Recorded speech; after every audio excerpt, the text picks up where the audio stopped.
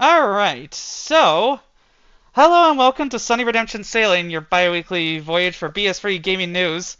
As I have gotten back from a big trip to Africa last week, why don't you start with your trip, Kevin, because Yeah, yours is yeah. probably Mine shorter. was not, it was a very fun, exciting trip, but not anything I haven't done before. So I just went with my sister for her birthday to Universal Orlando and the new park, Epic Universe. So she was really into it, and I'm glad she got to see all the stuff, but it was, very crowded. Yeah, About definitely a what I difference. expected, though. Yeah, A lot definitely a of difference British from people. your So, preview. A lot of yes. British people, huh? Yeah, a lot of must be a good time for them to take a vacation or something. I don't know if they have like a school holiday or something. So a lot of Yeah. British parents and their kids. Well, Bobo did not. She had to study a lot for school, so when I came over, um, it, we didn't get a slot to spend a lot of time alone together, but, anyway, so I'll just get right into it then. So, I went from Newark, which was actually really nice, for the first time ever, and, they had a really nice Italian restaurant there, actually.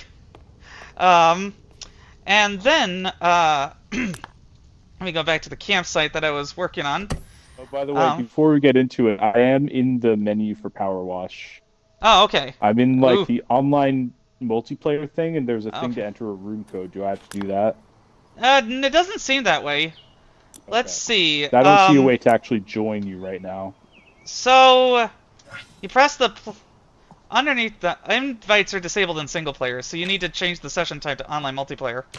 Yeah, I did. Okay, so then, um, Do I just give you the room code? Are you going to you join on me? Is that just, what we were going to do? yeah, that was the plan. Okay, cool. There should be a button for just sending an invite. I just see a room code option. I mean, I'll just. Oh wait, no, here we go. Okay, I wasn't even looking below it. There we go. Invite Okay, yeah, player, but it's not that's not actually. I intuitive. tried clicking that already, and it's not doing anything. Oh, now it is. It just took like 10 seconds to load the menu. That was Okay, weird. Okay, there we go. well, Got it. perfect. Let's do it. Okay, well that was easy, and it did it through the Xbox system as well. This is pretty sophisticated, honestly, for the studio's first foray outside of Square Enix. I mean, it so far, Power Wash Simulator is just the first get, but better, or except for that. This co-op game no longer exists and cannot be joined. The host may have lost connection or left the session. What? No, I didn't. I'm just hanging out in the. Let me try again. I'm hanging out in the house too, so try again whenever. Yeah. It might be just that there's a lot of people trying to play this game, on all sorts of platforms, because this is a. Oh wait, it didn't pop up on my Xbox. That's weird. Huh. Well, let me just try moving my camera first of all, and then joining your game. So yeah, if it'll just let me pick that window in Windows instead of the other window in Windows. Come on. There we go. Okay. So now I think I'll just try. You're not even. It doesn't even show you online. That's weird. Um. Huh. I mean, I definitely am. I can assure you of that. Yeah, you're talking to me. Why wouldn't you be? Um. Sorry, everybody. Technical difficulties while we get this new game On running. my end, it says I'm in If it Power Wash fails after a few Simulator more 2. if it fails after a few more attempts, uh then maybe we just either chat while doing our single player games or Sea of Thieves. I'm fine with either. But We'll I'm get gonna together. try and invite you to even see if that works.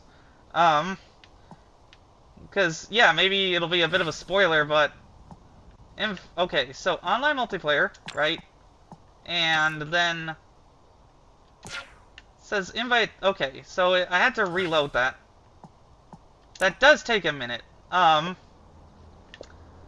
Okay, well, let me find someone then. And because you're facing the online bug from all time, from the past decade. I can assure you, I set myself to online. I like had to 20 put minutes your ago name when I in turned my Xbox on. correctly, so... Okay, selection complete. I sent you an invite. Now, does it work at all? I don't see an invite yet. Oh, so now they're... Oh, okay, it lagged for a second. Which is a good sign, I guess? I can assure everybody that PowerWash Simulator is more entertaining than this. At least so far.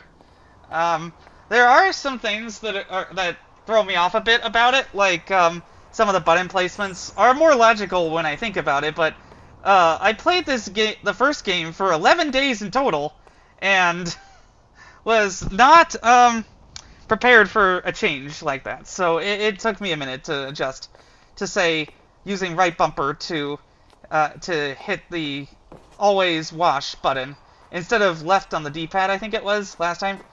Yeah, no, it's not working for some reason. Let me try you one more time. I'll invite you. Yeah, because when you did invite before, it showed up on my Windows, but not my Xbox, which is what I would want to do if, playing this game. Let me try. Before I do that, it looks like I can maybe try joining your game through the Xbox thing. Let me see. Yeah, maybe. Join or play, join game. Okay, it's loading me into something this time. Okay. Fingers crossed, everybody. But yeah, if you successfully load in, then we'll pick a mission, I guess, whichever one I have. And then, I guess I'm not like, I don't care about, it says a co-op game no longer exists and cannot be joined. What? Okay, yeah, I think there might just be something wrong with this.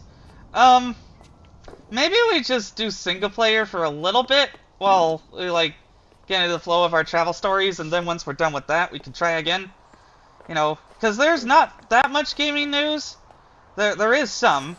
Unfortunately, this episode is dedicated to, who is it?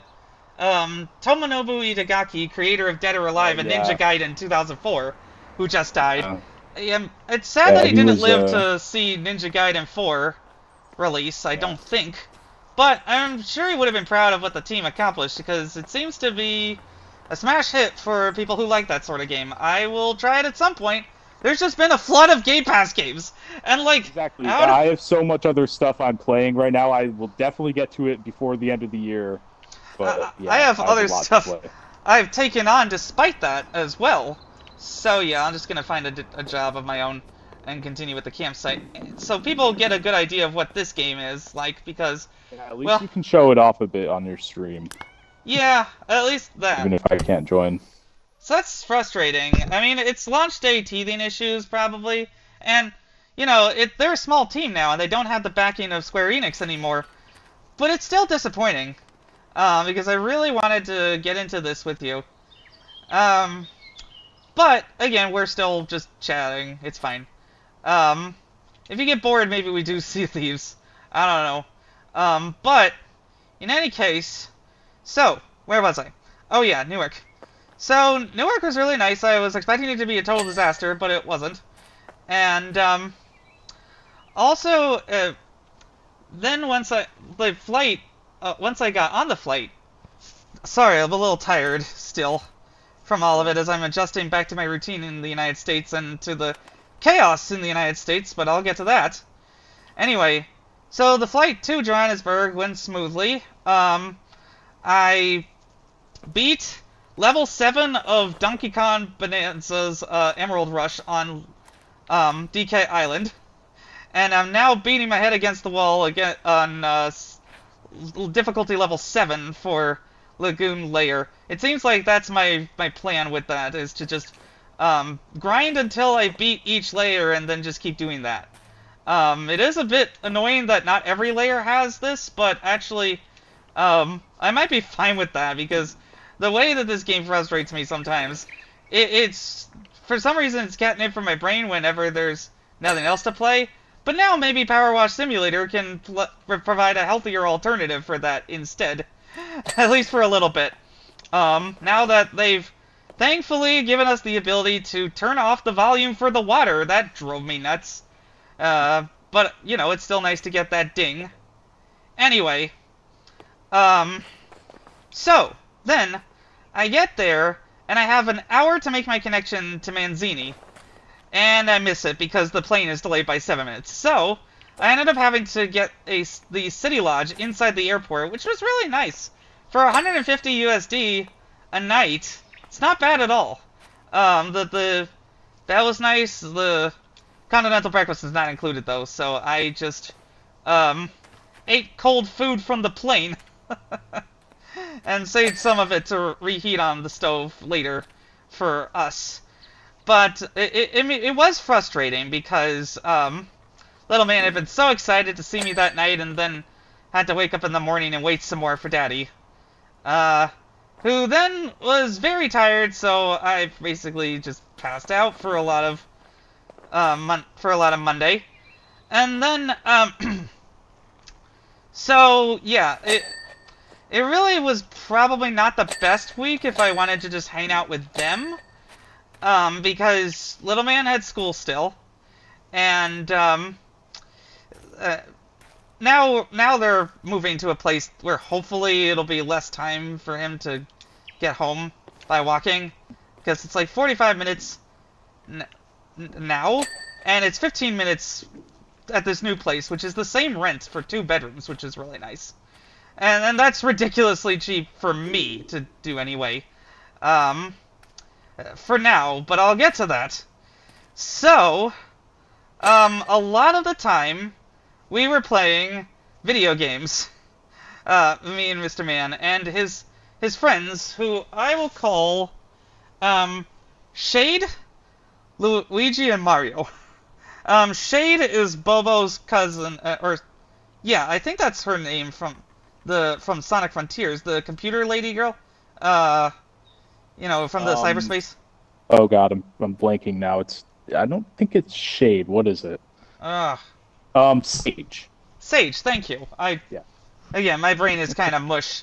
Yeah. I've dealt with jet lag and a cold, and again, I'll get to it. But anyway, so Sage was Bobo's cousin's, who's like a grown man's favorite character to play in sonicracingcrossworlds, which was the big game for little man to play. He did try other things like donkeykongbananza for a little bit, and he even managed to beat Green Hill Zone Act 1 in Sonic Origins completely by himself, without my help. I think Act 2 is a little bit tricky, like with the timing of the throwing bosses. The bottomless pits at you there. Yeah, so that he spikes. struggled with, but I didn't have the time to really help him. Anyway, so Sonic Racing Crossworlds. The performance is really solid on the Switch 2. I'm not sure about the Switch 1, but yeah, I've heard Switch 2 is solid. Switch 1 I heard was not great.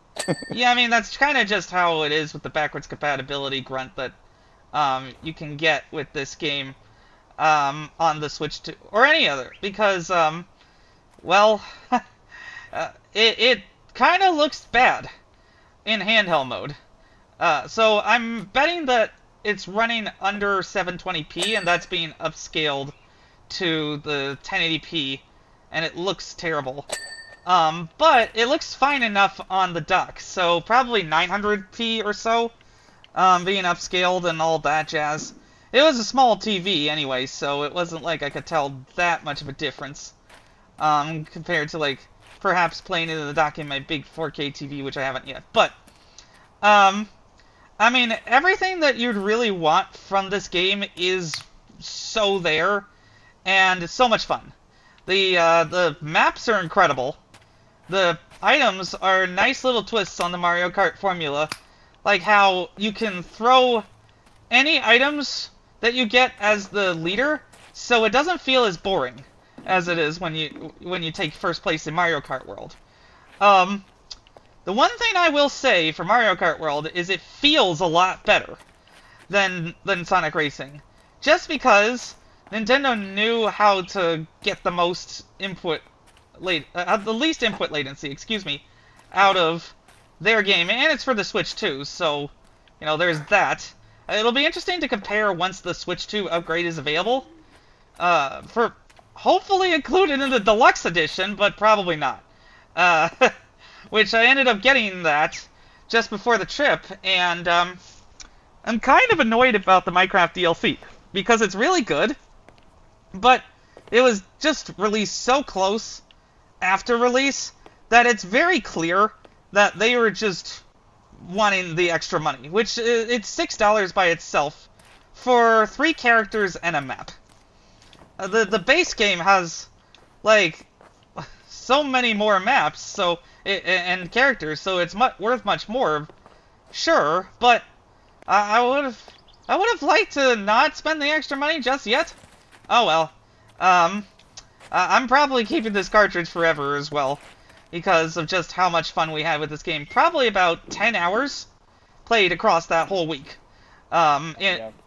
Mostly in the dock, and you know, for a kid whose experience with gaming was Mr. Racer on Android TV, which is very much a temple run type game that you know, is that like you switch lanes and such, and then you have lives and whatever. He's fine with like playing those stupid ad games just to get a free continue or whatever. Also, as I'm watching this roof, one of the big things that is a big change that I forgot to mention for Power Wash is that soap no longer sucks. I was gonna say, because I didn't play that much of Power Wash 1, and I was like noticing like, oh yeah, there's less management going on, right? It feels like right. It does remove some layers of complexity that I kind of liked, but when you're looking at excuse me. When you're looking at cleaning up a single spot and you're like 99% done, it's so much easier to just spray soap and then wash that off instead of, you know, really going in there. For people who want that, the first game is still there, and it's still great, in my opinion. But this definitely is a needed simplification for people who got frustrated by that level of management with different soaps for different surfaces and such. And again, the control surfaces are very simplified too, in ways that, again, threw me off at first, but makes sense in the long run. I'll get used to this. This is basically an improvement on the first game in every way. But anyway, back to Sonic for a bit. One of the big things that really caused a lot of frustration with that is that, at least on the Switch version, you really do not it really does not remember your settings for split screen. So, like, if I wanted to set if I wanted to set accelerate as R for everybody, which makes sense when you have a single Joy-Con tilted to the one side, and then it's just a big shoulder button for acceleration, which became an annoyance for Tato, where he said, "I don't like to accelerate." Trying to set auto drive for him was not the greatest, because sometimes it didn't work either, and he would just get stuck, and I would wonder why, and then go back and be like, oh yeah, I have to. It would be a frequent refrain of, "Daddy, please fix for me the controls." Anyway, so yeah, you need to remember to do that every time that you reopen the game after quitting it. Why doesn't it remember that? You should remember settings. That seems like it's a bug on the Switch version specifically. I do wonder as well. Yeah, because I haven't played split screen in the game yet, but I haven't noticed any settings not saving on Xbox at least. I mean, it was. Yeah, I'm looking forward to playing that during the off week that I have next week, because I'm going up to my parents for Halloween. Nice. So I'll bring my Switch, and then we can cross-play that way, and just figure out how that works and such.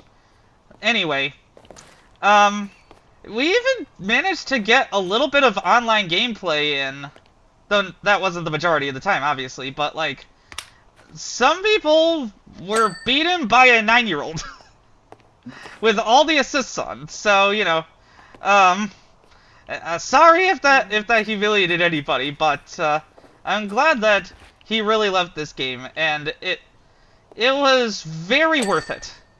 All the deluxe edition stuff and the extra controllers. It's some hefty bills over time, but the memories that you make with your kid and their friends is priceless.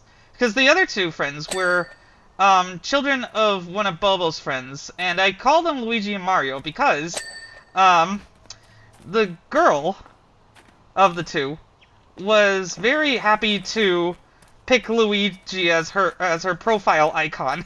The original player too. When I set that up for the first time for Minecraft. Because she was curious. She'd seen videos and such, but she wanted to know how it was. It is hard to teach anything with analog sticks to a child. I think that Tato kept referring to the Switch as a PlayStation, because he had played with PlayStation controllers before at like a friend's house. Probably a PS2 if I had to guess, considering I don't know who would have bought a PS3 randomly in Ace Watini that Bobo knows, because none of them are big gamers except for me and Tato with his tablet and such. He's really getting into Call of Duty World at War Zombies on my original iPad, which is so nice because I loved that game so much when I was way older than him. And he's like throwing grenades at the floor and such. Then Mario was Luigi's older brother, and Mario was very quiet and had a bit of issues with actually going into anywhere but the wall. I'm not sure why the assist didn't immediately take care of that. Like, if he's pressing it, does it not trigger? I'm not really sure, but Yeah, he still had fun with that. And again, like, the maps in this game are incredible. The Minecraft one was probably worth the purchase by itself, just because there's the village layer and then like the caves, and then you go into the end, and it's pretty after some lava, and it's pretty in the Nether, and it's pretty awesome to see all these different Minecraft characters and such as obstacles in a race. I'm just trying to figure out. Oh, probably just some random chairs that I haven't finished and such. Anyway, if I can find where those chairs are, that would be nice. Cause, oh, you know what? Bottom of the chair. I always forget the bottom of these things a lot of the time. Yeah, and it's so nice to have water not deafen me. Anyway. So, yeah, I mean, again, like, the races that we had, we all had a blast, and the performance held up really well. Which is what you really want in a 4-player split-screen game. At least on the Switch 2. Again, I don't know about the experience on Switch 1, and maybe people who are very concerned about performance for that device should hold off. I don't even know how they managed to get it running on the original Switch 1, but, well, developers are mad lads sometimes, or even just engineers. So anyway, the other game that actually took up more time, and I was surprised by this, at about 15 hours this week. Pet Ulysses. Okay, so there are cats to pet. Nice. So it was Legoparty.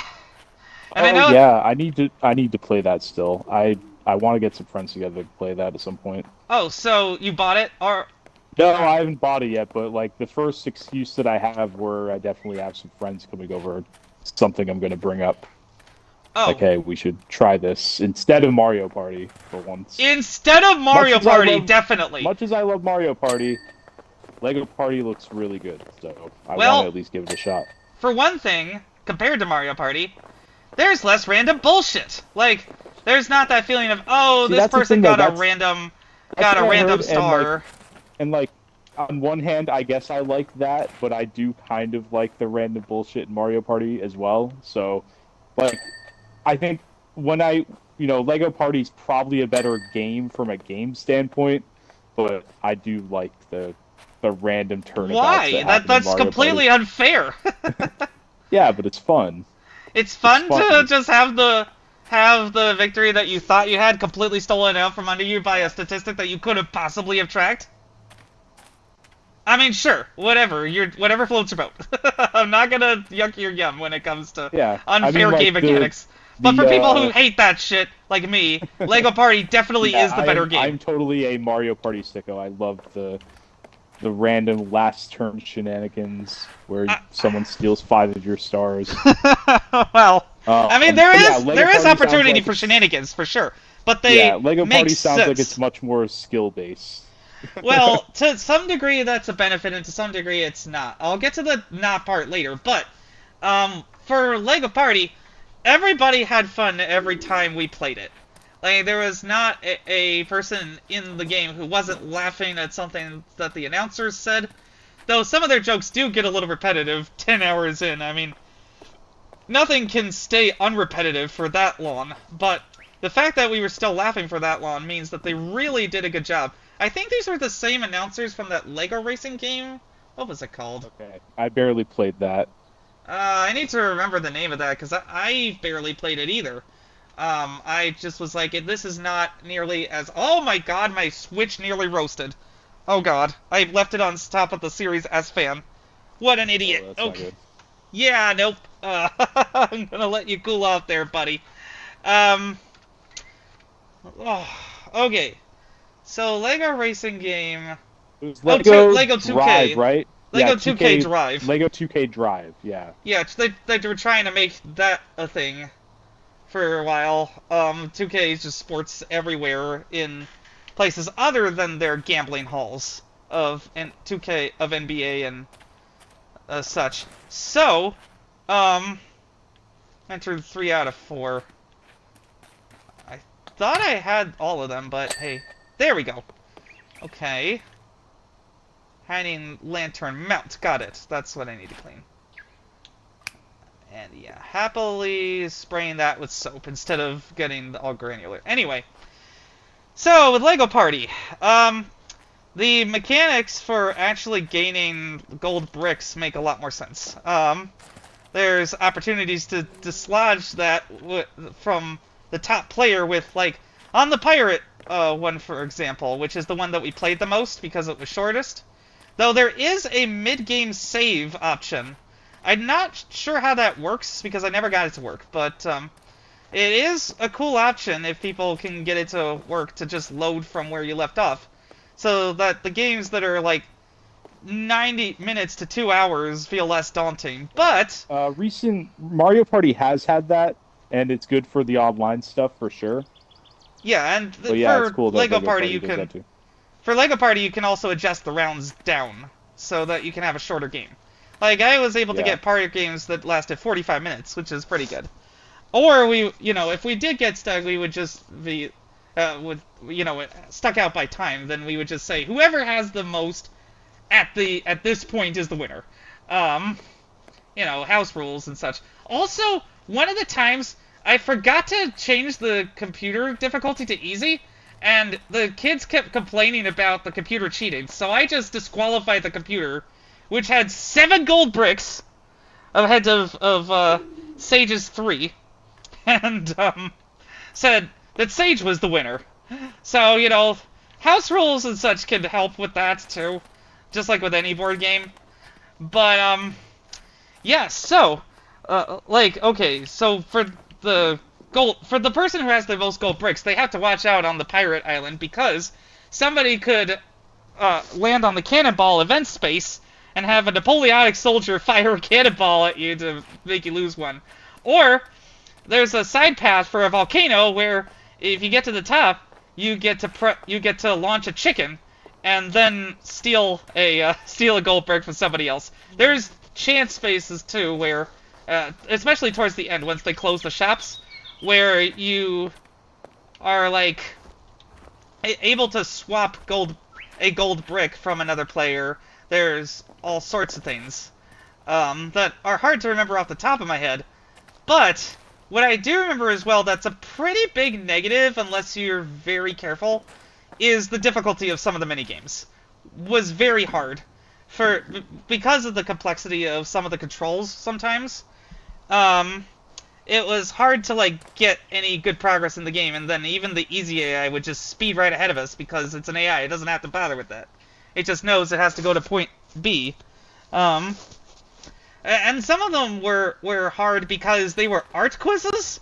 I did not realize that Lego Yeah, I heard Party would about have that. Yeah, art like quizzes. asking a 5-year-old to identify a Van Gogh painting. Yeah, But some I remember people reading were that in one able of the to. reviews.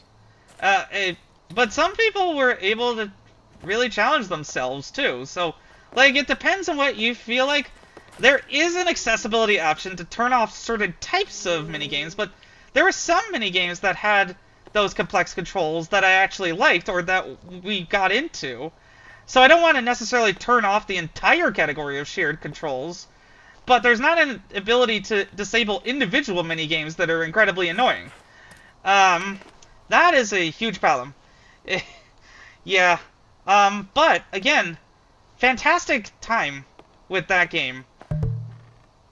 Oh, I apparently got disconnected? What is going on? Connection timed out? What?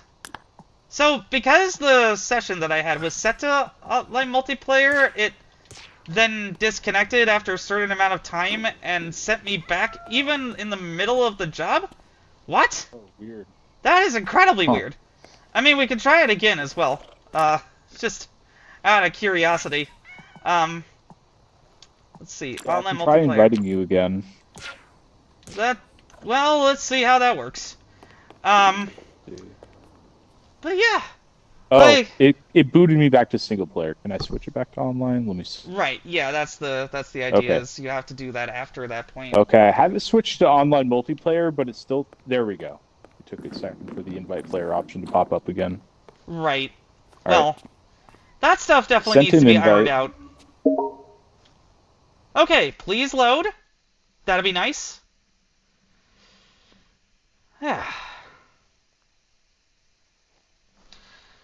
So that was the video games for the most part, because, like, again, I tried things like oh, no longer exists, cannot be joined. I can assure you it still exists on my end. Well, I guess I'm going back to single player if I don't want to get booted. It's alright. That's frustrating, but, well, at least I get to showcase this game on launch.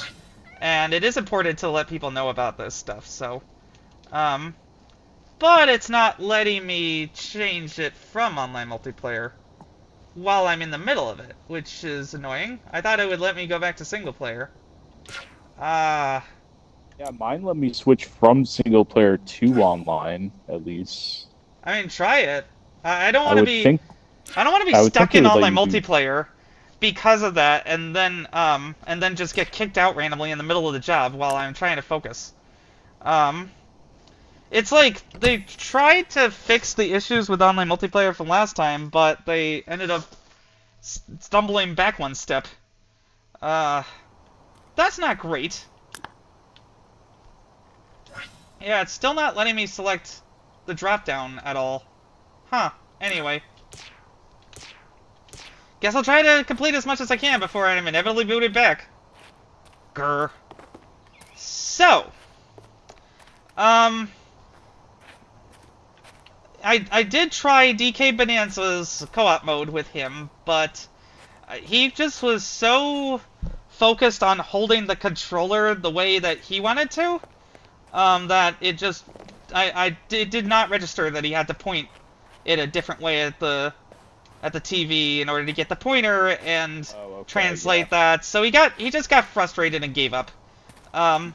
Which is totally fine. This is probably a game for kids who are older and are more familiar with pointer controls anyway. Because again, he probably did play a PlayStation controller at some point, though I don't know when. But, you know, the motion controls, they never had a Wii or anything like that, so... though I did consider getting the one for Wii Sports alone. I probably will just load up Nintendo Switch Sports if we ever get around to doing that kind of thing on my Switch 2, since I have that. And kind of regret it. Getting it digitally, because there just was so bare bones, but yeah. Um, so that was so again, the fact that he really enjoyed Sonic Racing Crossworlds canceled all that frustration now, because you want kids to like the same games as you do, because oh, they're good, and you feel like you're a failure as a parent if you don't explain it sufficiently and they just give up. Because I came from the generation of give every book 50 pages, and that probably was not the greatest idea sometimes, because if you don't like something, then don't persevere through it at the cost of your well-being. That probably should be what I should have done at several points with Emerald Rush, for instance, but I just persisted because, well, I think there is a attitude in gaming as well that you have to persist, or you're not getting your money's worth, or you're just a not real gamer, Like, Wolfenstein's don't hurt me difficulty is for you kind of insult, which thankfully he's not been subjected to, but yeah, I don't know. Anyway, so that's the video games.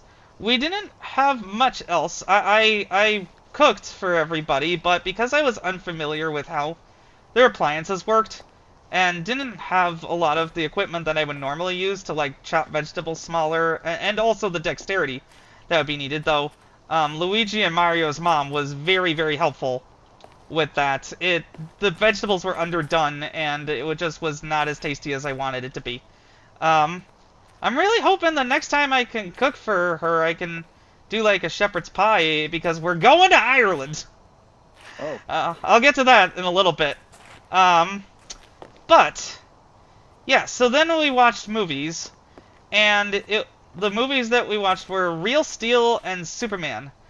Superman was a little bit hard to find time for because Bobo does not like the movie at all.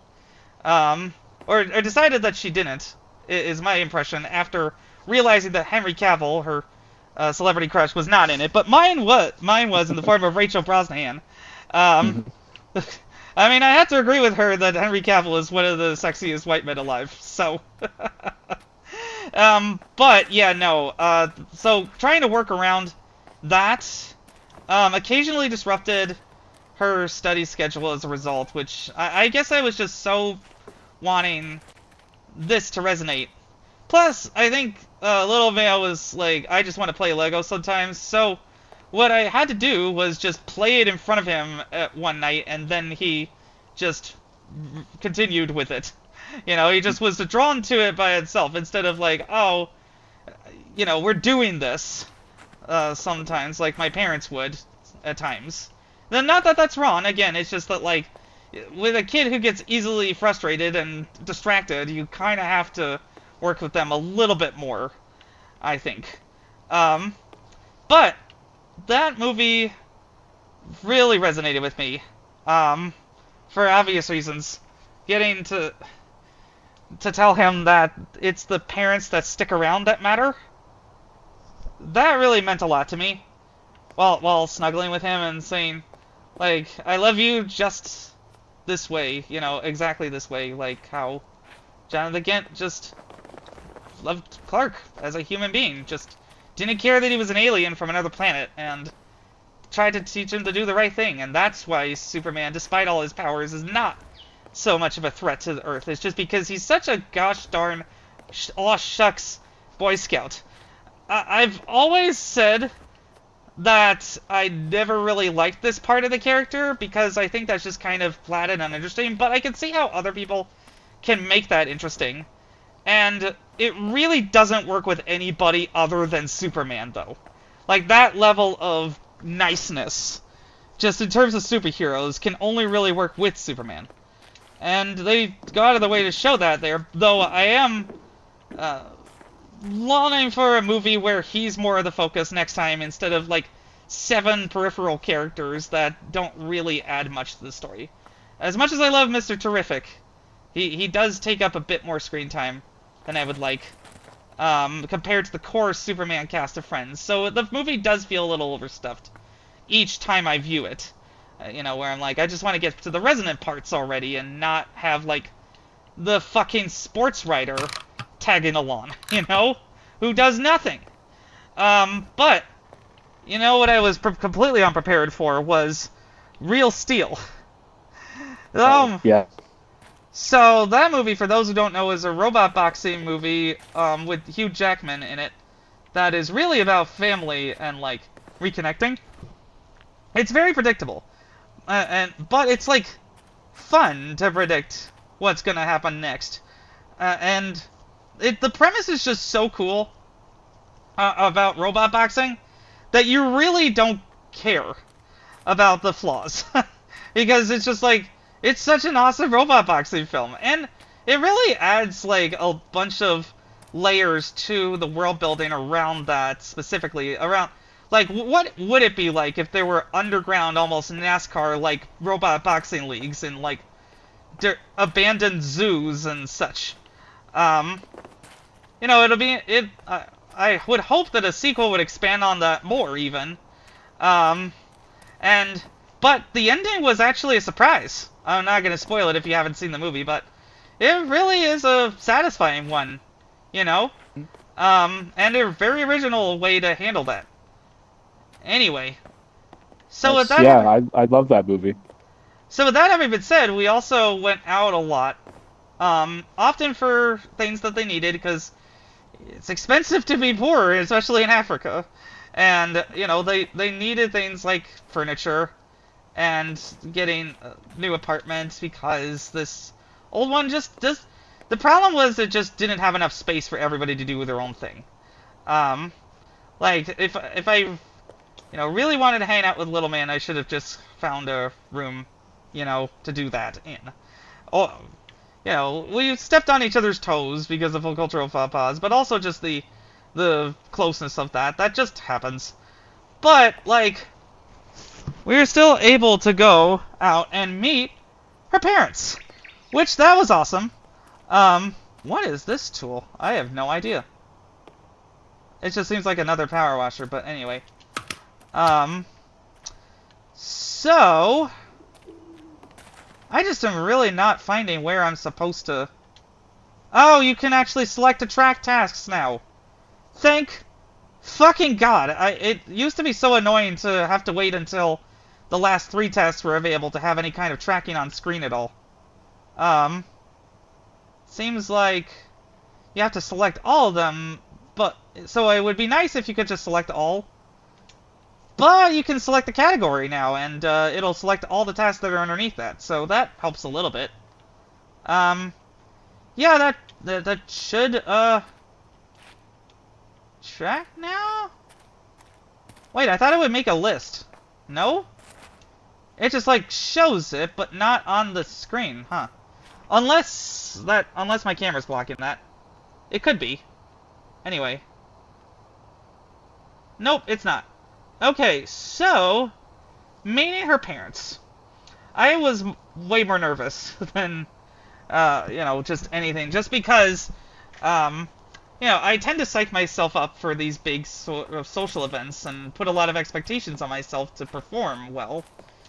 But they were lovely. Her dad and stepmom, and her 12-year-old brother and 4-year-old sister.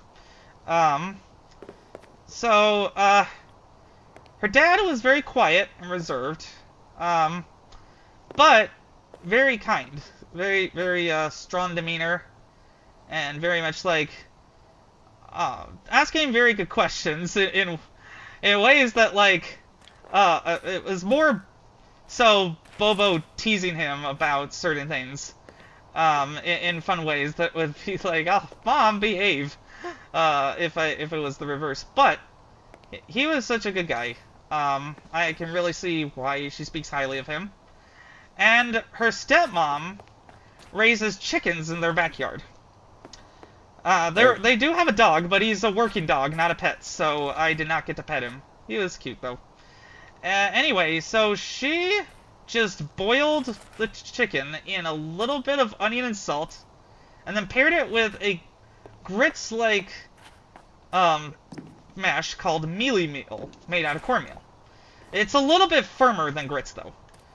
In any case, oh, I see what the tracking is. It just gives the icons on your screen to just see. Okay, so yeah, that was really good. Some of the best chicken I've had. because Eswatini chickens are taller and thinner. They don't have additives like ours to make them fattier or anything like that. So since they get more exercise, they have a few more tendons in their legs. Kind of like a cross between chicken we know and turkey. If that makes any sense. And even their fast food was better, because there's two chains that really are dominant, at least in Manzini. Galitos is an African place that has very African-inspired chicken flavors. Like, my last day there, I had chicken livers in a very good gravy that actually made me like chicken liver. I've never really liked that before, and yet here I was, eating it over rice. Especially, saffron rice, I think it was. No, turmeric rice, excuse me. That, with jalapenos, that added quite a bit.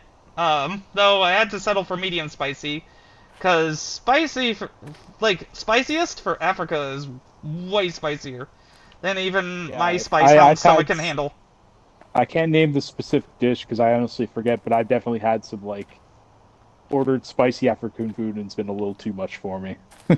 Yeah, my spiciest dish that I ordered in the States was an African goat hot pot soup, and they were like, "Are you sure?" I managed to handle that just fine, and actually I handled this too just fine. They tend to want, they tended, the people in my group anyway, to want a bit more seasoning, so that was probably my other thing, was try not to over-season and make things too salty with the meat when I made the beef daddy noodles, because Bobo doesn't eat pork for religious reasons, which is, unique as a Christian, but that's just how her denomination is, and I'm not gonna question that.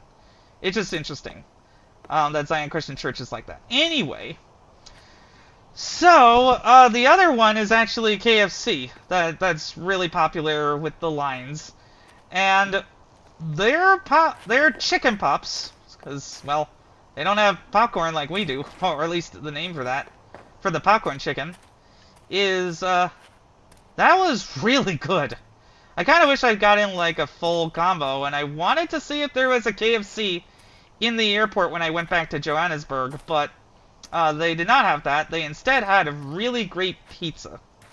Called El Presidento, that was basically a meat lovers, and stood up pretty well the next day when I got back, after I squirreled it away on the plane.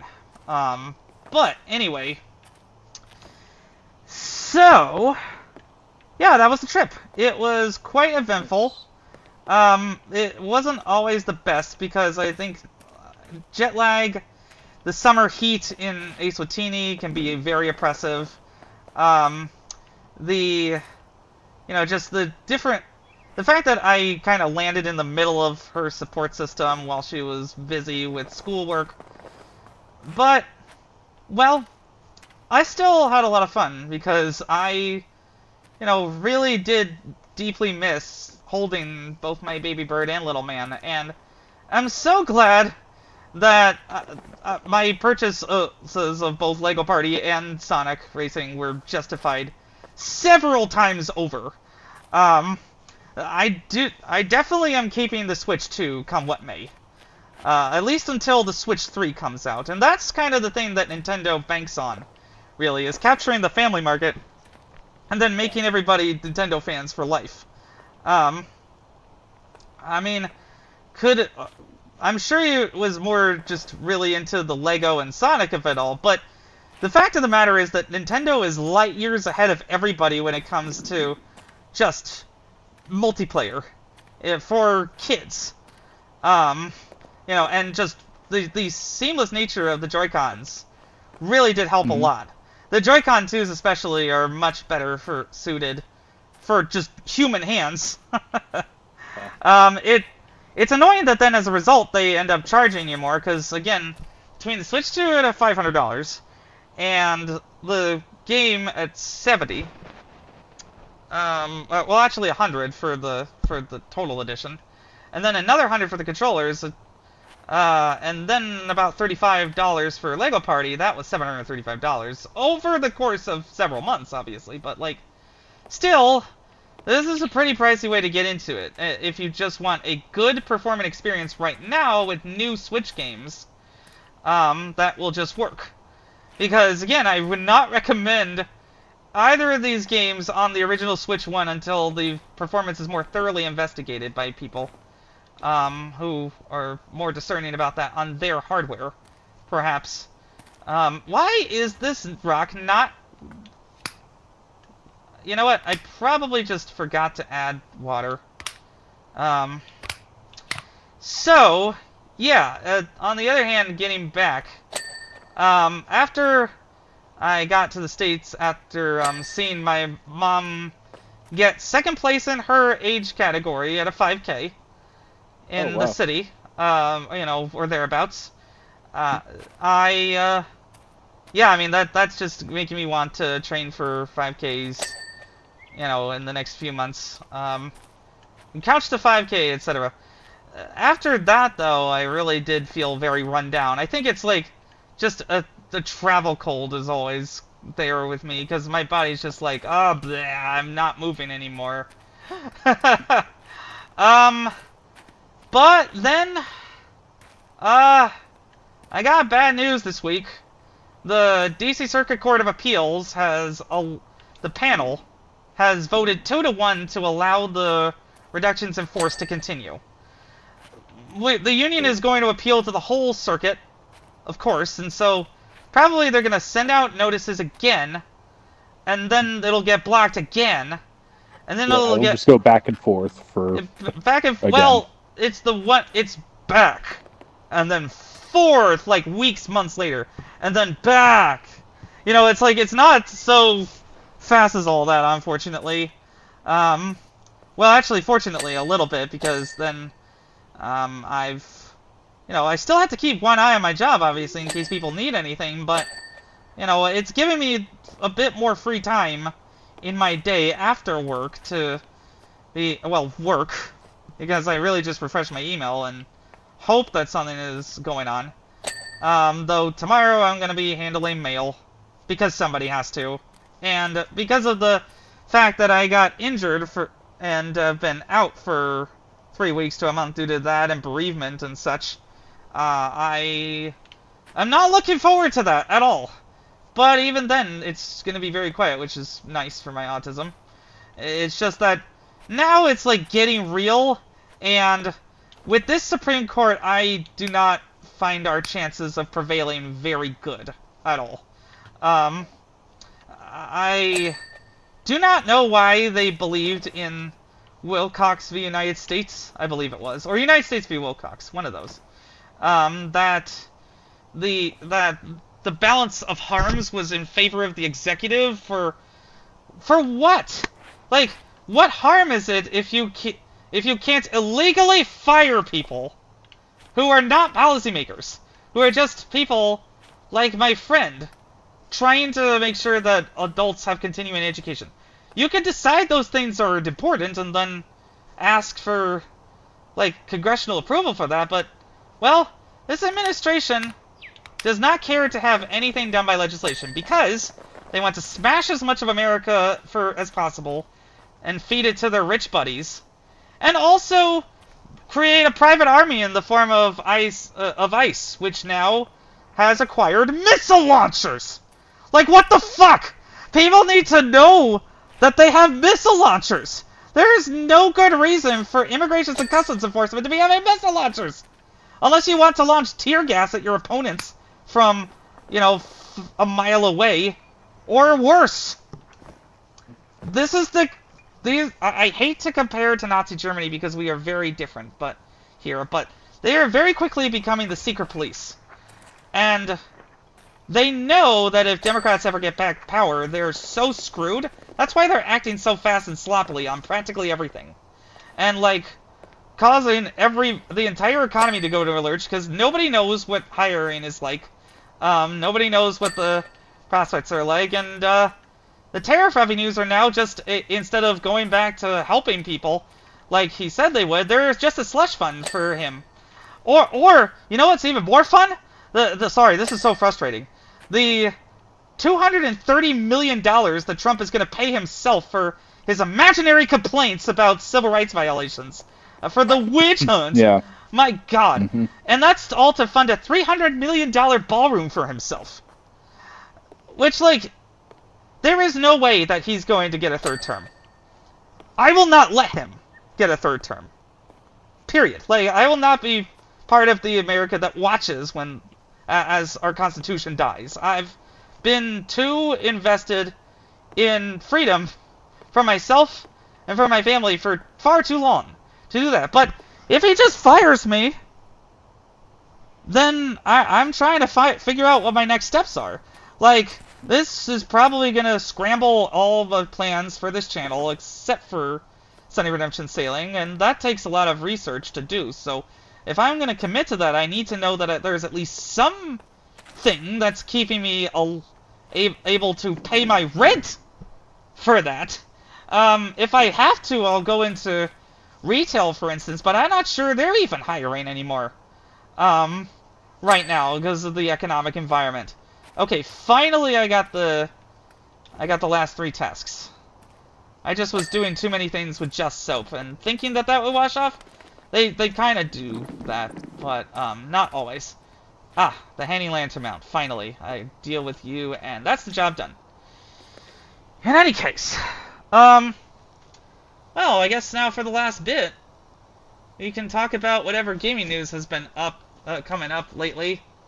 Like, I just saw that they confirmed that the next Xbox is being worked on in a Good Morning America interview for some reason.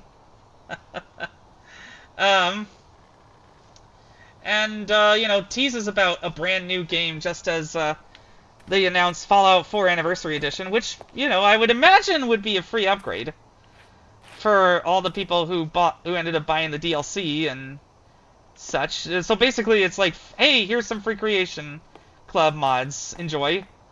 And better graphics and such, which, that's cool. They probably just needed something Fallout related with the approach of Season 2.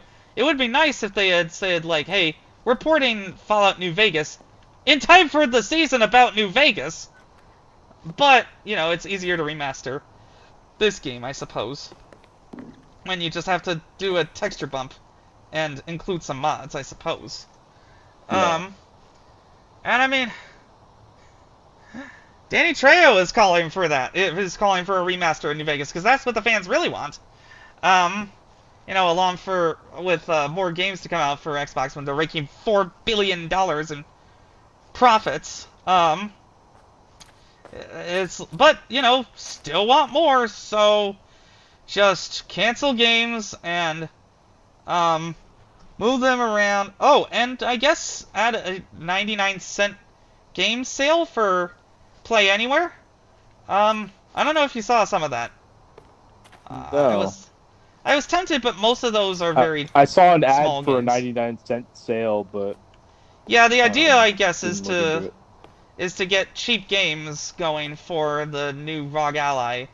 The Xbox that's not really an Xbox because it can't play all your Xbox games, and now they're just confusing everybody still. It's like, come on. What was so hard about just making a handheld for Xbox? That's how you get the hardware sales. Is like, you make a handheld, and yes, you still put games on PC and such, but not this half-baked nonsense. Right, the PlayAnywhere stuff is a Band-Aid solution, and it's like, okay, I do have a decent amount of PlayAnywhere games that would transfer if I was interested in the handheld, but like I'm not really interested unless it's like close to my full library, which it definitely is not. So well, my full library of games that I have access to. I own 1,727 games. Of that, not Game Pass and all that. Of those, let me see. Of those, the capabilities section for Xbox Play Anywhere says that I have 163. That's not nothing, but Yeah, most so of that's those like are. almost 10%. That's yeah. I mean, part of it is just that they ended up pivoting to this halfway through the generation in an attempt to revive interest in the Xbox brand at all. But this is kind of just this the has just been kind of the beginning of Microsoft not really knowing where Xbox is supposed to be, except that we need growth now, and we're just gonna, push for 100 million subscribers to Game Pass, and which is unrealistic. When your game output is not very consistent. I mean, again, all of this is not nothing. Like, it would be nice to play Microsoft Flight Simulator on the go, but not for $1,000. Because realistically, who's getting the version that is worse? If you're gonna buy a gaming handheld for that much money, what's a couple $100 more? So realistically, most of the people who are buying this that are not content creators again, are people who are just like they really like having this on the go, and there just are not enough games yet. There probably won't be for a decade. At the rate that PlayAnywhere licenses have to be negotiated and such. Okay, there's a weird rainbow over this house. I'm pretty sure there's gonna be some supernatural time travel-y stuff again, because spoilers, you end up saving the world from a volcano at the end of Power Wash Simulator. But in any event, um, it just feels like Microsoft is constantly scrambling. And yet that's not really the case, because Keeper's getting great reviews, even if I'm not sure it's my type of game. Like clumsy physics, anything is kind of a turnoff for me. Even though I get from a story perspective why that is, I may just not with this game just because it doesn't feel like it grabs my. But for people who really like that sort of thing, it seems like Keeper is the game for them. And Outer Worlds 2 seems to be getting solid reviews too. Yeah, I saw that. And then Ninja Gaiden and Call of Duty Black Ops 7. Like in literally any other year, if we had been back in the days in the battle days of Xbox has no games. Xbox has games. That's not the problem. It's they have constantly rent-seeking leadership who want to squeeze every penny out of us. Because again, the headline is now that they've shot themselves in the foot with the pricing. Not, oh, the Outer Worlds is really great. Maybe I'll pick up a Series S. Well, you can't as easily because it's $80 more. Yeah. It's less like an instant recommendation for me. Like, I remember when Verizon gave me an offer to like buy a Series S for like, this was like 2022 or what? So. I bought a Series S for a friend for like 100. I think it was like literally 50% off. Wow, 150 so, like, bucks, not bad. I mean, that was subsidized yeah. by a carrier and all that, but still. Yeah, Like, they really had a collaborative I don't partnership. think we're going to be seeing that for a while. Like, I remember there was an ad. About. I remember there was an ad, for instance, for the. I believe it was that if you signed up for a month of FiOS, then you would get Sea of Thieves included or something. I wanted to get that, but then I was like, no. There was like all these conditions and stuff. I forget exactly. But there are ways you can market your hardware instead of just squeezing blood from the hardware sales that you already have, such as they are, which are now completely flat. By just raising the prices. I mean, that's the fastest maneuver, so they took it because this is a constantly changing macroeconomic environment and all that jazz. With the people who, are basically the economy is being kept afloat by a bunch of rich people splurging.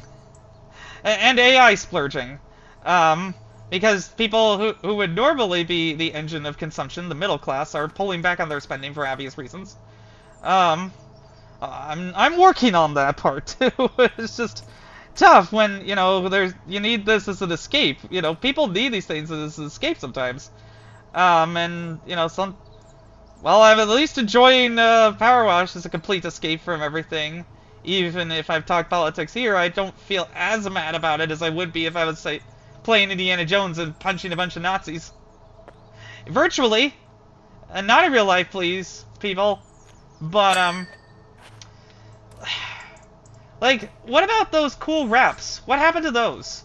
Like, I really like the wrap that I got for Starfield on my Series X. If they were doing more of those, I would have definitely thought of getting one. Or like, a with bundle. A bunch of their IPs, yeah. Or a bundle of fucking game. I get you want to get people onto Game Pass. But give people one game to own. And forever. With their console. And then the rest of that will fall into place. Like, people will be like, oh, well, I got a $70 game for free with my Series S. Because I believe that, when I got a Series S at Target for my family, they included Call of Duty. But then they didn't give, I believe it was at the time of, like, Modern Warfare or something. But then they didn't give me a code, so I actually got $70 off as a result of the console, and that was really great. But, like, more things like that, please. I would have loved to see a cool custom Xbox for the holidays for Outer Worlds. You don't have to make it the only device that plays it in order to feel special. Steam Deck is not the only device that can play, you know, PC games from Valve's library, but they really optimized it for it, and they actually treat this like the central product. It would be like if Apple just didn't care about the iPhone. Sure, you know, you also have to focus on your other products, your iPads, your Macs, and such.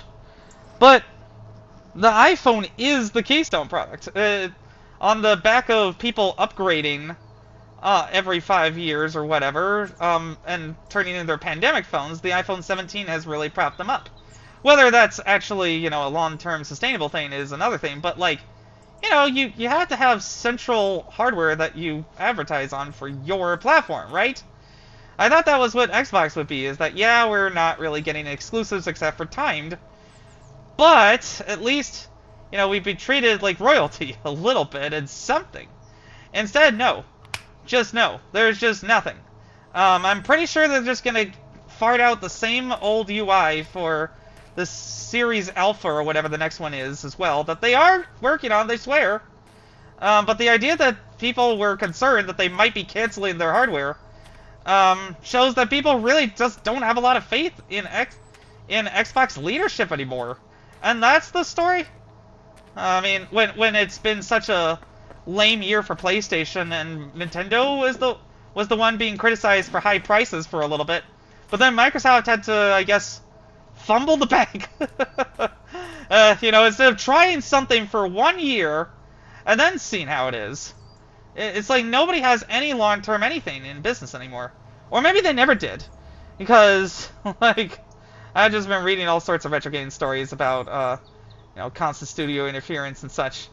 Publisher interference. It's like, the we have to get this out by Christmas effect is always going to be there in gaming. And these platforms are too big to fail exactly. It's just that, like, they're going to be increasingly isolated and frozen. It's just like, again, you're squeezing blood from a stone. If the consoles are too expensive for parents to get and for their kids to play on, they're just not going to bother with consoles. I don't think Bobo would have gotten a Switch for herself. No, not at all. And then Little Man would be perfectly content to play on his phone. Which, like, at one point I did kind of call that not real games. because like, I was confronted with a few of the games that he was playing, having, oh, would you like to watch this ad to not die kind of gameplay. Like, but that's just such a different market than traditional console gaming. It is still fun when you give that a chance, because there's like an adventure ball game that he downloaded for free. I gave him my phone for 30 minutes and I had like 6 games installed. Kids are intuitive that way. Oh, hey, 2 thumbs up movie reviews. Nice to see you in the chat. Hope things are good. I'm sorry we didn't get to collaborate on like talking about movies, but I really hope that we can at some point because I want to get back into that again. And um, my mom is coming down for Thanksgiving and is going to want to see Wicked for Good with me. So I'm looking forward to that a lot. Even though that's been my first movie in theaters in a while because my Alamo season pass broke. Yeah, I look forward to collaborating with you too, anyway. Speaking of future plans, so the plan is that my mom invited them up to Ireland in sometime in spring 2026. So part of it is that she is looking into getting Irish citizenship because her great-grandfather was born in New York like a day after they got there, but her great-great-grandfather, I think, was from Ireland. So hopefully they can give her citizenship, and then we can come over. But even then, it's gonna be a pain in the neck because Ireland was the only European country to have visa-free travel for citizens from Eswatini, and they just don't anymore. They changed that in March last year, which was frustrating. Before I could even get a chance to have her come over there. But we're gonna be going to Dublin and a lot of County Kerry because that's where my mom's side of the family anyway is from. Nice. So yeah, we'll see what we can actually do in that time and such, and what things there are to do. But I just sent a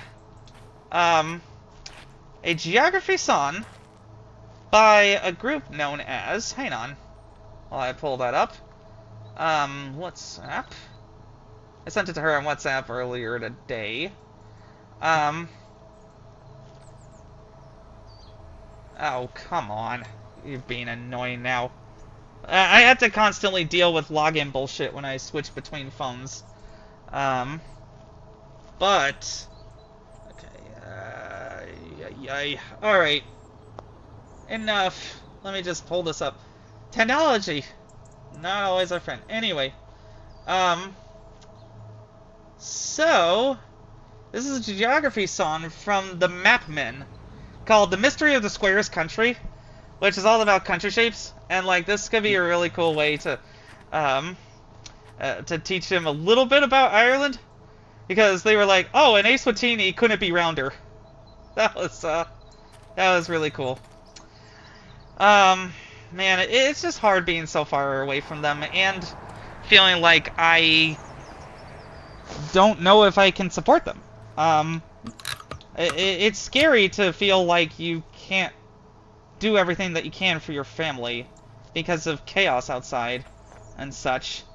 I just want to go back to those days, even from last week, just not caring about the world, and, you know, in an absolute monarchy, I might add, feeling more safe there. Because at least the rules there make sense to a degree. You don't criticize the king, or you get disappeared for 5 years. Oh, and if you're a pro-democracy protester, you may or may not get boiled alive in like, meat factories. Yeah, that possibly happened in 2021 from my own research into the democracy riots, and, yeah, but, like, again, the rules kind of make sense, and people seem to operate okay under them. Maybe it's just that Africans are more okay with authoritarian leadership as long as things get done. And probably a lot of it has to do with the fact that the West was like, oh, democracy, blah, blah, blah. And then it really just ended up benefiting a bunch of European businessmen and neo-colonialism anyway. So people thought, like, democracy doesn't work, and we're just gonna want strongmen who, you know, want to spout things that are pro-African on paper, like, you know, getting a currency union going was Muammar Gaddafi's idea, and he did give people a higher standard of living and stability, but, you know, he also disappeared his political opponents and tried to murder his citizens with tanks before they rose against him. So it wasn't like that was all a NATO plot to depose him. But still still, that's something I'm going to explore in another stream if I have the time and or creativity to handle that. Oh, I know. Other games that I've been playing, and then I'll ask you what you've been playing. I just got a copy of Nicktoons and the Dice of Destiny. It's okay. It's an okay hack and slash top-down game that I probably won't play much of, and then probably sell. But it is fun if you want that kind of basic hack and slash for kids. Plants vs. Zombies Replanted just came out, and well, it's Plants vs. Zombies. No mistaking that. The one new feature on the Switch version that's actually really interesting, at least on this, I think Switch 2 can only do this, is that it supports game share. So I can play it either on split Joy-Cons on the same system, with touchscreen on the same system, which does work, which is great. Because it reminds me of those halcyon days of playing that on the original iPad when that launched back in 2010. Or I can game share that over to my sister's husband's Switch, and we can play it that way with both of our systems together in the same room. So it's nice that there's a lot of flexibility there. Otherwise, it just seems like it's all the same content, just on the go, which is perfect for me, because otherwise I'd have to whip out the Series S, which is currently at home streaming this. And it's a solid little console. So it doesn't deserve to be caught up in this and not be treated as the budget option. Like it is. It is the cheapest way to play demanding games like Microsoft Flight Simulator that you can... Well, I mean, they're gonna port it over to PS5, but even then, it's still the cheapest way to play Microsoft Flight Simulator. And that was an actual generational exclusive game for me, because there was no way I was going to be able to afford a PC that could handle that. And it doesn't work on Steam Deck either, so I guess if you really want to play it on the go, you can spend $1,000 on a ROG Ally, or you can still buy it on the cheapest version for Series S and get a very solid thing, because 30 FPS is perfectly fine for a simulator. Well,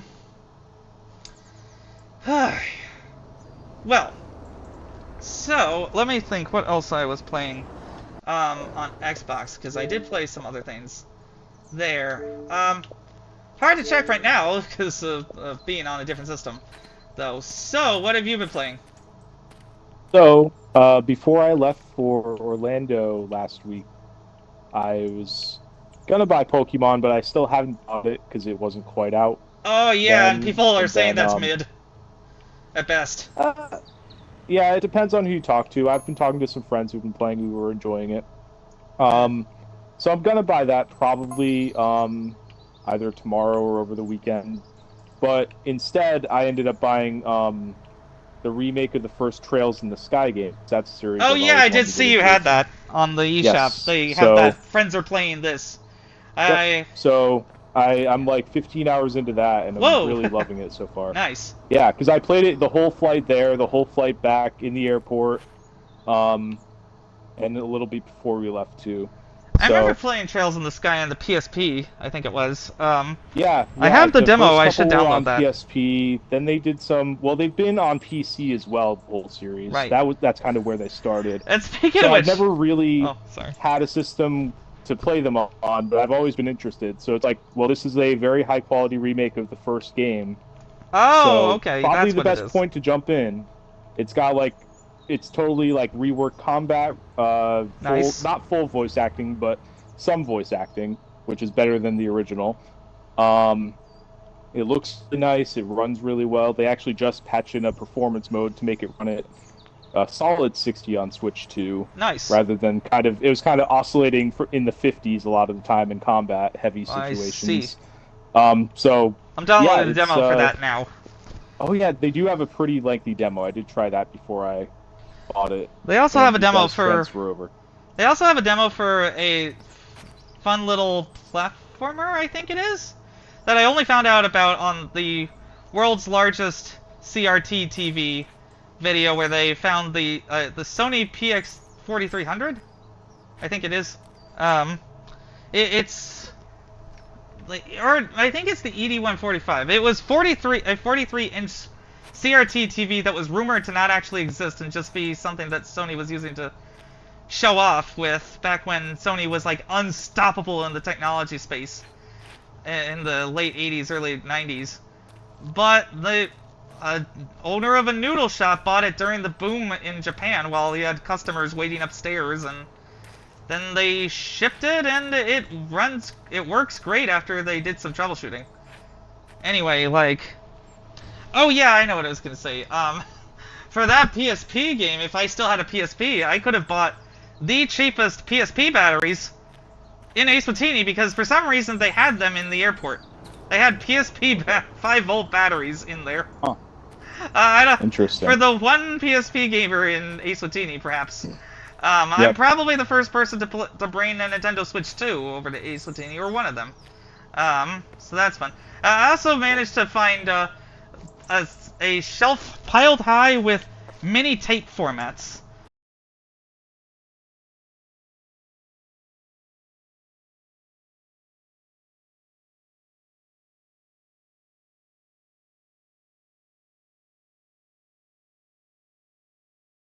Renew month to month depending on what we're playing for Essential or whatever.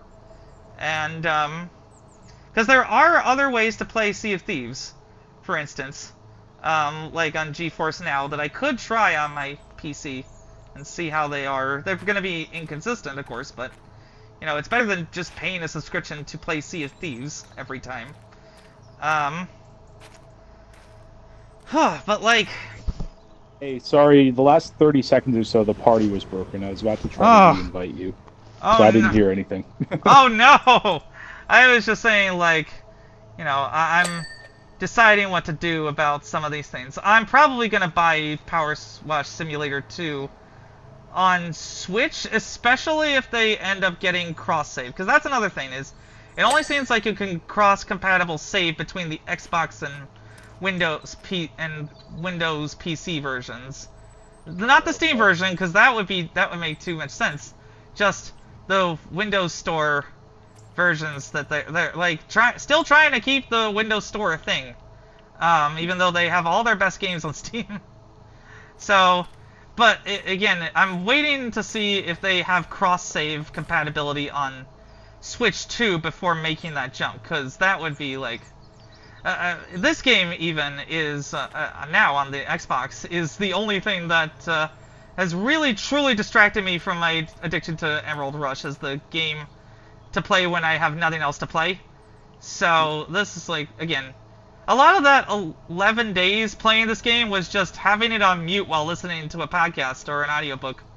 I got so many audiobooks done that way, and I have a huge backlog, so that'll be perfect. Nice. Yeah. And again, everything about this game is everything that I would want and nothing that I don't. Yeah, if we do get co-op working, I'd try it again. There's even split screen. Did you see that? Yeah, I did see that. The Is just screen. like that is just like such a flex that they are adding split screen to a game in 2025. I mean, it'll be really great for families like that. They also have. I mean, I guess it depends on what they want to do with expansions, because before they had Square Enix backing them with the licenses and such, and now they don't. So, is PowerWash Simulator enough of a brand in and of itself that, like, Disney's okay with getting easy money from them for the license, or is it, like, well, I mean, some of it was that, oh, we obviously don't have to pay licensing fees to ourselves for Final Fantasy and Tomb Raider and all that jazz. And then SpongeBob, like, Square Enix had the commercial relationships, I suppose, with Nickelodeon and Viacom to be able to do that. But they said they want 3 paid expansions and 3 free ones by the end of 2026. As well as new features and such by the end of next year. So, it'll be interesting to see where this game's journey goes. But it's already... Again, except for the multiplayer, which I think is just launch day teething issues that any multiplayer game would face. That just, like... this game is already in a stronger place. Core gameplay-wise, for the many reasons that we talked about, than PowerWash Simulator 1. Oh, I know what I wanted to ask you as well. Did you see the Kirby Air Riders Direct 2? I that apparently was Chance to today. watch it yet. I saw a few of the highlights, and it looks like something I'd definitely be interested in. I was already planning on buying the game, so I don't need to be sold anymore. But I was gonna maybe skim through it before I go to bed. Yeah, so the highlights for that, top ride, racing from a top-down perspective. That seems pretty cool. Yeah, I saw a Um, screenshot of that. is that something where you like just see the part of the track that's in front of you? Um, It just looked like a top-down like side. I don't know if it's just like a different mode. I guess. I yeah, it seems that assume. way. Yeah. The road trip seems to be the open world piece of it. That's probably going to be how they justify the prices, like with all these challenges and such that you can find. Um, the paddock is it seems like a cool interactive lobby. Reading about the swap relay, okay, where you can swap machines as you complete laps, so you can kind of have like a loadout of different racers and such. That seems neat. A transform star. Okay, it seems like it's a new machine. That's pretty cool. You can swap between both types of, including flying and bike, to keep your opponents off balance. That could be cool, or it could be completely overpowered and broken. We'll see. Probably not. I trust Sakurai when it comes to multiplayer balancing for the most part. It seemed like he really listened to the community on that for Smash, even if I didn't really play that game. Amiibo support, yeah, the amiibos that are coming much later than the game for some reason. I don't know why these amiibos take so long. Yeah, that's how it was with the Smash amiibos. Were just Oh, like, I don't know, the production line must just have a long lead time, so they need to finalize super early, and then, you know, 9 courses get into otherwise production. in Kirby Air Riders would seem a little thin. Um, I mean, I think they're that's being offset by the fact that there's just a lot of modes. That's what yeah, Sakurai always likes to do, is just throw a bunch of wacky modes and cool party stuff in there. So and he I knows don't that he'll think get the audience for it. Like if this was just some indie developer, I'd be like, hey, uh, maybe not with that. Sorry, I'm just really weighed down still by everything that's going on.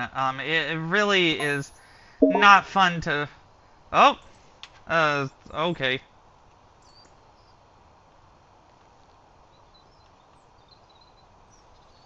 Okay. May have, okay. It seems like the party failed out again. This kind of yeah. shit is unacceptable when you have $800 consoles, Microsoft. If you're gonna charge this much, then you better have a top-notch experience for your hardware, and not have, oh, a bunch of the issues of PC. Just, oh, well, we have storefronts from other PC makers, so please don't sue us for being a monopoly for getting rid of discs. I mean, probably not, but still, like, they're almost certainly going to have the disk drive as an add-on, which means that the remaining interest in physical games for Xbox at least is going to tank. And that fucking sucks because I just sold Borderlands 4 for $40, and even though that's not great, I would have liked to get 50, or even 60. I do understand in this economic environment, and it's at least something instead of just being stuck with the license at $70 and then being like screw, and then being told like screw you, work extra to be able to afford that. Like it wasn't out of pocket because I traded games, but that engine might be breaking down too because GameStop just told me that the local one that I go to all the time that their inventory system is down for another 3 weeks. So that's why I sold it on the private market. And anyway, just what is technology? Anyway, as I was saying, like, I'm not gonna buy Kirby Air Riders for myself, but I will certainly check it out with you when I'm up there. I mean, it sounds like it's a lot of fun, and it sounds like you're really excited for it. So it's not like I can dismiss this game outright, and that's never what I intended to do at all. There's just, well, I had a choice of 1 or 2 games in terms of racing games to Switch 2 this year. And, well, in terms of the debate over value, like, if we're comparing price parity, it seems like Sonic has a bit more content at $80 than Mario Kart World does. Mario Kart World can offset that by finally revealing their DLC plans and also explaining that these DLCs are free for everybody, and that's why they needed to charge such a high price up front. But something tells me that again, that like Nintendo is going to come out with a donkeykongbananza DLC for $20, and the people are going to complain, but they're going to buy it anyway. I mean, I know I will. In order to get more outfits for Donkey Kong at least, because Little Man did enjoy playing him in Donkey Kong by himself. And that, again, another thing in Mario Kart World's favor other than the gameplay is that the assist menu, works. But in any case, it was a fun but exhausting trip. Was it always in the best ways? No, but anytime that I get to spend with the love of my life and our son is worth it. And, before I know it, another few months will go by, probably April or so, and then we'll be together again. And hopefully with, school over, or at least on a break, and Little Man excused from school for a week and getting his assignments sent ahead. We'll have more time in Ireland, even with sharing a house with my parents and possibly my sister and her husband. We shall see what their availability is like once they get back from Japan after 2 weeks there. Jealous. Yeah, I mean, again, the Switch 2 really, really came through for me for this trip. That's the big thing, is that Nintendo really does know how to make systems geared towards families, and that games geared towards families are just better on the Switch 2 than any other platform right now. That's why you buy that. You have to have some differentiating reason for that. That makes you feel attached to the hardware and therefore the ecosystem. Otherwise, why not just buy a PC for $1,000 and then emulate all the Xbox games and just run it that way? Or whatever. I mean, a lot of that is the convenience of the console still, but with things like this party crap, and like how long it took for my Series S to update and such, it's not that different than a PC right now. So that's annoying. But anyway, I should save my progress and let you go. I'm sorry we didn't get to play tonight, but I'm glad you got to try the game anyway. And next week, let's try Sonic Racing Crossworlds unless something better comes up. And then next stream, if there's nothing better or coming around, then maybe let's try the new Fortnite stuff with the Fortnite crew. See how that's faring, I suppose. Or there might be something else. But anyway, you have a good one. And don't forget to tune in 2 weeks for SunnyRedemption Sailing, your bi-weekly voyage for BSV Gaming News. And if you liked what you heard, please give a like and bell and comment and anything else you might like, because I don't think this is what's going to be helping me make money, but certainly I'm going to try and keep people updated on what I'm doing and maybe ask for help in other ways. We shall see. In any case, yeah. You have a good one. Have a good night. See ya.